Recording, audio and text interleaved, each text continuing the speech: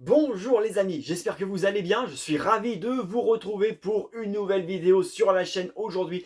On continue la collection de films en Blu-ray, hein. Vous connaissez le principe, 50 films que je vais vous présenter, classés par ordre alphabétique en Blu-ray dans ma collection personnelle.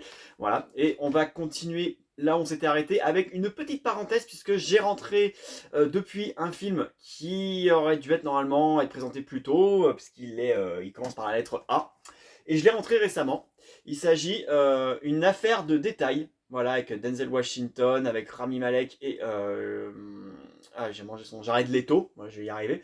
Un thriller, on dirait un peu à la Seven. Alors, je l'ai pas vu. Je l'ai pas encore vu, il était dans une offre Fnac, 3 Blu-ray 30 €, donc j'ai pris 2 autres films avec. Et celui-ci, il m'interpellait, donc voilà, on verra bien ce que ça va donner. Voilà, à partir de là, on reprend donc l'ordre alphabétique par rapport à la dernière vidéo. Donc dans la lettre C, avec la chute de la Maison Blanche, avec Gérard Butler, réalisé par Antoine Fuqua, réalisateur que j'apprécie beaucoup, hein, parce qu'il fait des très bons films d'action. Ça, c'est du très très bon également, donc c'est une saga en 3 films, hein, pour l'instant. Celui-ci, il est excellent, donc je vous le conseille. Dans le même style, vous avez également le film avec Roland Emmerich, White House Down, qui est excellent également. Franchement, les deux, ils sont sortis en plus, je crois, à la même année. Et les deux, ils sont excellents et différents en même temps, en traitant pourtant du même sujet. Donc c'est plutôt rigolo et c'est très très sympa à regarder. Ensuite, on a le deuxième opus de la saga, La Chute de Londres, qui est sorti en 2015. Je m'en souviens un peu moins de celui-ci. Peut-être que c'est le moins bon de la saga, mais en tout cas, ça reste un divertissement tout à fait honnête. Voilà, si vous aimez l'action à outrance. C'est plus réalisé par Antoine Fuqua, par contre. Et le troisième opus, La Chute du Président, qui est également un très bon film d'action, donc que je vous conseille également. Gérard Butler, c'est un acteur que j'apprécie beaucoup également. Ensuite, on a l'excellent La Chute du Faucon Noir de Ridley Scott, sorti donc en 99, non, en 2001. Voilà, donc un des meilleurs films de Ridley Scott pour moi, clairement, un film de guerre vraiment incroyable. Ensuite, on a Chute libre de Joel Schumacher avec Michael Douglas, film des années 90 assez brutal, qui je trouve n'a pas pris une ride, clairement. Alors la première fois que j'ai vu, j'ai trouvé sympa sans plus. Là maintenant, je le vois aujourd'hui, je me dis, waouh, ce film il est juste impressionnant et c'est sorti en 93 quoi. Ça fait peur, parce que je trouve qu'il n'y a rien qui a changé. Voilà, c'est mon avis personnel, bien entendu. Ensuite, on a Le Cinquième Élément de Luc Besson. Excellent film de SF avec Bruce Willis et Mia Jovovich. Moi, j'adore ce film. Ça fait partie de ces films que j'aime bien me faire régulièrement. Avec l'excellent Chris Tucker qui me fait rire dans ce film. Ensuite, encore un film français culte, La Cité de la Peur, le film des nuls, sorti en 94. Alors, on aime ou on déteste, hein, cet humour spécial, on va dire, des nuls. Moi, j'adore ce film, me fait rire. J'ai beau le connaître par cœur, je ris à chaque fois. C'est excellent. Ensuite, on a La Cité des Enfants Perdus de Jean-Pierre Jeunet, le réalisateur d'Alien, La Résurrection, mais aussi d'Amélie Poulain. Vous voyez, quand même deux salles, deux ambiances. Je ne l'ai pas vu celui-ci. Il paraît que c'est spécial. Bon, on verra bien. On verra bien. Ça va être tout ou rien, je sens sur ce film. Ensuite, celui-ci, le City Hunter, donc Nicky Larson, la version Netflix que j'ai trouvé en Blu-ray, on va dire bootleg. Parce que les films Netflix ne sortiront jamais en support physique, hein, ils vont pas se faire concurrence à eux-mêmes, ils sont pas bêtes chez Netflix, mais c'est dommage pour nous collectionneurs de support physique. Du coup, j'ai pris cette édition bootleg qui fait très très bien le taf, et en plus on a un excellent film City Hunter, franchement je vous le recommande, vraiment très fidèle au manga. Par contre, au niveau, on va dire, de l'obscénité, on va dire, de Ryo Saiba, donc le héros, Nicky Larson, c'est un peu revu à la baisse, parce qu'aujourd'hui, avec tous les mouvements voilà, qu'il y a dans notre monde, ça passerait pas. Donc on a un petit peu édulcoré l'obscénité de Nicky Larson. C'est un peu dommage, mais en même temps, c'est pas surprenant, mais ça n'empêche pas le film d'être très bien et fidèle au manga. J'espère vraiment une suite, parce que voilà, à la fin du film, il ne peut y avoir qu'une suite, donc j'espère que ça a bien marché et qu'ils feront un deuxième opus. En tout cas, voilà, je suis fan de City Hunter et ce film-là, je le trouve très réussi. Ensuite, on a Cleaner avec Samuel Jackson et la ravissante Eva Mendes, actrice que je trouve juste magnifique. C'est dommage qu'on la voit plus en ce moment. Un petit thriller, voilà, plutôt sympathique à regarder. C'est pas le film du siècle, mais c'est plutôt correct à regarder. Ensuite, on a Le Client de Joel Schumacher avec Tommy Lee Jones et Suzanne Sarandon. Très bon film judiciaire également, je vous recommande. Ensuite, on a l'excellentissime Cliffhanger avec Stallone, réalisé par Renny Harlin, un de mes films préférés également, hein, que je me fais régulièrement. C'est du très très bon. Ensuite, on a Clone avec Bruce Willis, film de SF signé Jonathan Mostow qui a fait U571 et Terminator 3. Alors perso, ce film, je l'ai déjà vu, mais je m'en souviens plus du tout. Voilà. Je peux même pas vous dire si c'était bien ou pas, je ne m'en rappelle plus. Faudra que je me le refasse à l'occasion, mais ça fait très très longtemps que je l'ai pas vu. Je crois que c'était en DVD la dernière fois que je l'ai vu, donc ça remonte facile à 2008-2009, hein, parce que je crois qu'il est sorti dans ces eaux-là, si j'ai pas de bêtises. 2010. Ouais, donc j'ai dû le voir en 2010-2011, quoi. Ensuite, on a le Cloverfield que je n'ai pas vu. Voilà, réalisé par Matt Reeves, produit par J.J. Abrams, donc ça promet au niveau du casting. On m'en a dit que du bien, j'ai eu l'occasion de le choper pas cher dans un cache, mais je l'ai toujours pas vu. Voilà, donc j'espère qu'il sera pas mal. Ensuite, on a le Coast Guard avec Kevin Costner et Ashton Kutcher. Très bon film sur les secouristes en mer. Voilà, franchement très très sympa, un peu sous-estimé, je trouve ce film est tombé complètement dans l'oubli, franchement je vous le recommande, il est super sympa. Ensuite, on a l'excellent Cobra avec Stallone. Alors oui, c'est un film qui peut être un peu nanardesque pour certains, c'est un film de la canon, mais moi j'adore. Voilà, c'est un très très bon film, vraiment très ancré années 80. Ensuite, on a le Cocoon de Ron Howard, sorti en 88. Voilà, très bon film qui a également eu droit à une suite qui n'est pas sortie en Blu-ray, hein, mais uniquement en DVD d'ailleurs, que je ne crois pas posséder. Mais je m'en souviens même plus du tout du deuxième. Mais celui-ci, c'est un classique, on va dire, des années 80 dans le rayon fantastique. Ensuite, on a The Code avec Morgan Freeman et Antonio Banderas. Petit film de braquage sympathique, sans plus. Voilà, c'est pas un grand chef-d'œuvre, ça c'est se regarder. Heureusement qu'on a un bon casting. Ouais, c'est pas fou. Franchement, de la part de la réalisatrice Mimi Lieder, qui a quand même fait Le Pacificateur et Deep Impact, je m'attendais à un peu mieux quand même. Surtout Le Pacificateur que j'adore. Ensuite, on a le Code Mercury avec Bruce Willis. Très bon thriller. Bruce Willis a protégé un enfant autiste du gouvernement parce que en fait ce gamin a découvert les codes nucléaires. Le gouvernement veut le tuer pour le faire taire et Bruce Willis il va défendre le gamin. Voilà, donc c'est plutôt sympathique. Ensuite, on a Cœur d'encre avec Brendan Fraser, un film fantastique, un conte fantastique que j'ai dû voir, je crois, mais je m'en souviens plus du tout, donc je sais plus si c'est bien ou pas. Mais bon, généralement, avec Brendan Fraser, on est rarement déçu. C'est vraiment un acteur que j'apprécie beaucoup. Ensuite, on a le Cœur de Dragon avec Dennis Quaid, réalisé par le réalisateur de Fast and Furious, Rob Cohen. Pareil, je l'ai vu il y a très très longtemps, j'en ai plus aucun souvenir, mais il me semble que c'était pas mal quand même comme film. Ensuite, on a le Coldplay, excellent slasher norvégien, si je dis pas de bêtises. Qui bizarrement n'a pas eu de remake américain, il me semble pas. Pourtant, ça avait bien marché, un Coldplay. Et franchement, c'est pas mal du tout. Je vous y recommande. Coldplay, c'est vraiment pas mal. Et on a le deuxième Coldplay, Coldplay 2, qui est pas mal non plus, qui est vraiment la suite directe du premier. Ça commence là où le premier se termine. Et on a, alors celui-ci par contre je ne l'ai pas vu, le Coldplay 3, le commencement. Donc comme son titre l'indique, les événements se déroulent avant le premier Coldplay. Ça doit remonter aux origines du tueur, je pense, pourquoi il est devenu comme ça. Donc à voir, voilà. On m'en a pas dit du bien, mais bon, je préfère me faire mon propre opinion. Ensuite, on a le Collatéral avec Jamie Foxx et Tom Cruise, réalisé par Michael Mann. Alors un film que je crois avoir vu, mais c'était il y a très longtemps. C'était pas mal. Après, Michael Mann, c'est pas un réalisateur que j'aime beaucoup, parce qu'il fait surtout des films un peu lents. Mais il me semble qu'il était pas vilain celui-ci, donc à l'occasion, je vais me le refaire.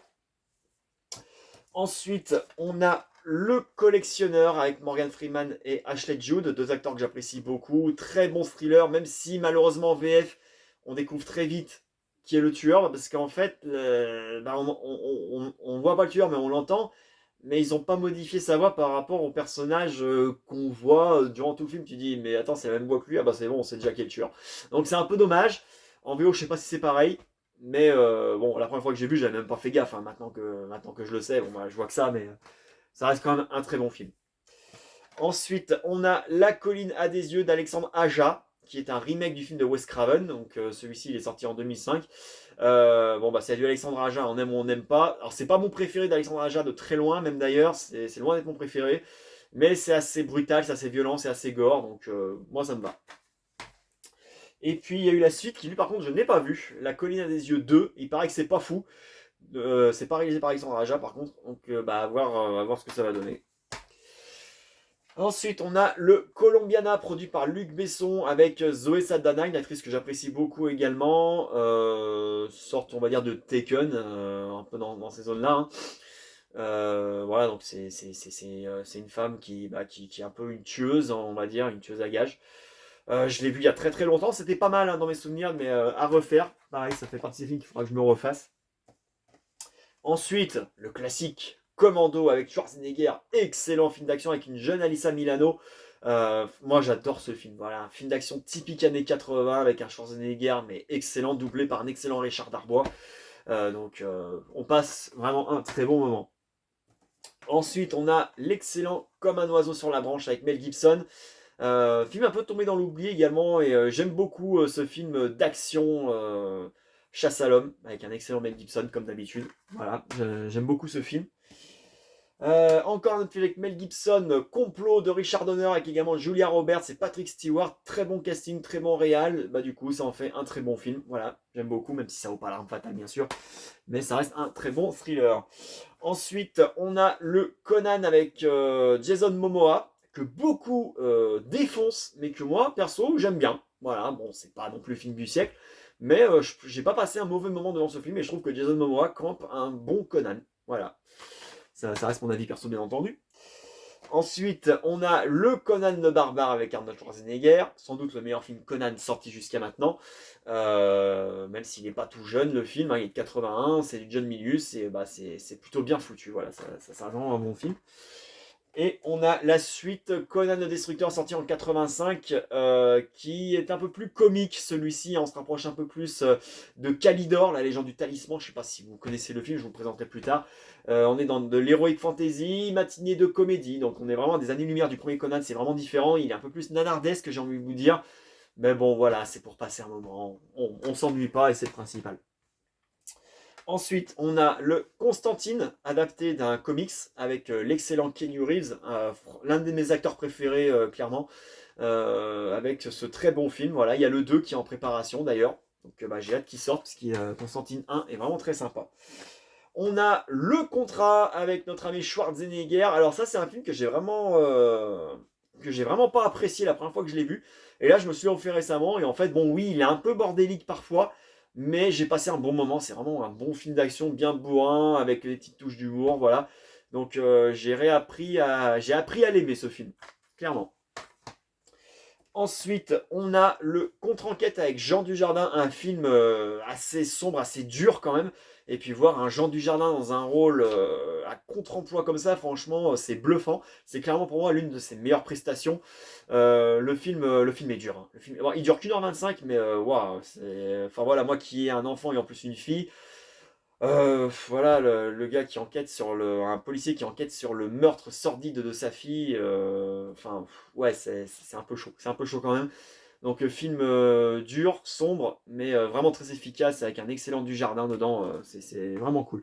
À noter que dans cette version Blu-ray, voilà, tout simplement une petite pochette toute fine comme ça. Il me semble pas qu'il existe en boîtier standard. En tout cas, j'ai pas trouvé. Bon, ça sera mieux que rien, hein. Voilà. Ensuite, on a le Contrebande avec Mark Wahlberg. Film, on va dire une sorte de film de braquage. Un peu, on va dire que c'est un peu de ça. Qui est pas mal du tout. Voilà. C'est pas non plus un chef-d'œuvre, mais il est pas mal. J'aime bien Mark Wahlberg. C'est un acteur que j'apprécie beaucoup. Et puis surtout, il y a Kate Beckinsale dedans. Bon, bah voilà. Hein, Kate Beckinsale, l'une des plus belles femmes du monde, hein, j'ai envie de dire. Du coup, ça rend ce film un peu plus charmant que ce qu'il est vraiment. Voilà, c'est pas un grand film, ça se laisse regarder, mais il est porté par un casting plutôt alléchant. Ensuite, on a Le Convoyeur avec Albert Dupontel et Jean Dujardin, film qui a d'ailleurs eu droit à un remake de Guy Ritchie avec Jason Statham, qui est excellent, que je vous recommande. Alors celui-ci, je l'ai vu, dans mes souvenirs, c'était un peu mou du genou, mais le scénario en lui-même était pas mal. Je l'ai repris en Blu-ray, je vais lui donner une nouvelle chance, et vu que j'ai bien aimé le remake avec Statham, je vais me refaire celui-ci, même si je m'attends pas à de l'action à la Statham dedans, hein, je sais très bien. Mais le scénario, il est super intéressant, donc voilà. Ensuite, on a le Copland avec un casting de fou, hein, Stallone, Ray Liotta, Robert De Niro, réalisé par James Mangold. Alors loin d'être mon film préféré avec Stallone, hein. C'est vraiment un film policier, un peu plus posé, on va dire, que les films d'action que Stallone faisait. Donc c'est loin d'être mon film préféré avec l'acteur, mais ça reste quand même tout à fait regardable, il est pas mal du tout.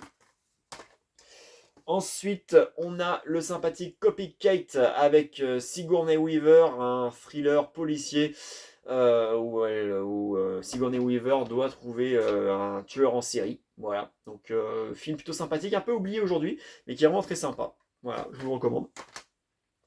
Ensuite, on a Cortex avec André Dussolier, un petit thriller également, que je n'ai pas vu encore, mais on m'en a dit du bien. Et vu que les films français de ce style-là sont un peu rarissimes, et bien, je me laisse tenter, puis on verra ce que ça va donner. Ensuite, La couleur du crime avec Samuel Jackson et Julianne Moore, un thriller, voilà, donc une enquête sur une enfant disparue, donc film que je n'ai pas vu, donc on verra ce que ça va donner. Ensuite, on a Coupé, une comédie d'horreur avec des zombies, voilà, et français avec Romain Duris et Bérénice Bejo. Donc curiosité que j'ai trouvé à 1 € dans un cash. Donc on va voir ce que ça va donner. Je suis assez curieux de voir ce que ça donne. Après, La Horde nous a prouvé que les Français peuvent faire un très bon film de zombies. Bon là c'est une comédie avec des zombies, mais bon, peut-être que ça peut être sympa, un peu à la Shaun of the Dead, on verra bien. Ensuite, on a le Coup pour Coup avec Jean-Claude Van Damme, un de ses films les plus connus, sorti en 90. Film d'action très sympathique dans un milieu carcéral. Voilà, donc je vous le recommande également si vous êtes fan de l'acteur belge.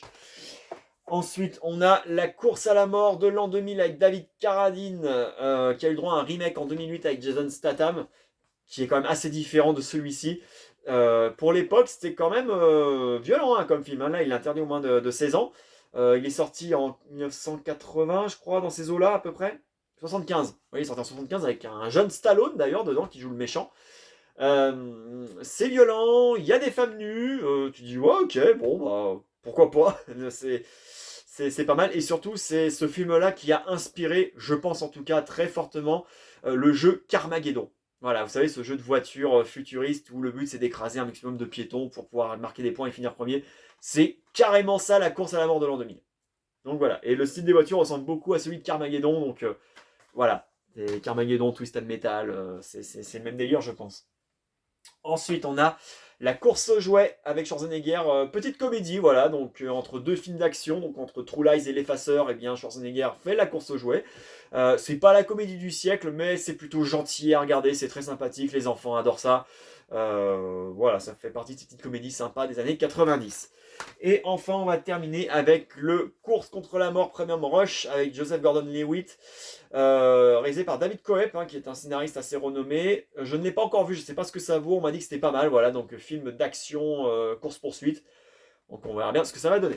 Voilà les amis, c'est tout pour aujourd'hui. J'espère que cette sélection vous a plu. Si c'est le cas, bien n'hésitez pas à mettre un j'aime sur la vidéo et à commenter si vous connaissez les films ou non et ce que vous en avez pensé. Voilà, votre avis m'intéresse et je me ferai un plaisir de vous répondre le plus rapidement possible dans la joie et la bonne humeur, bien entendu.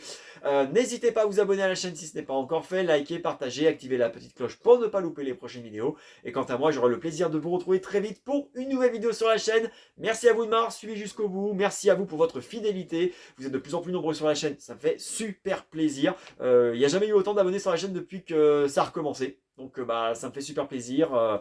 C'est vraiment un plaisir de revenir parmi vous, de vous reparler de jeux vidéo, de vous reparler de films. Ça me fait vraiment un bien fou après toutes les épreuves que j'ai traversées, que je traverse encore malheureusement.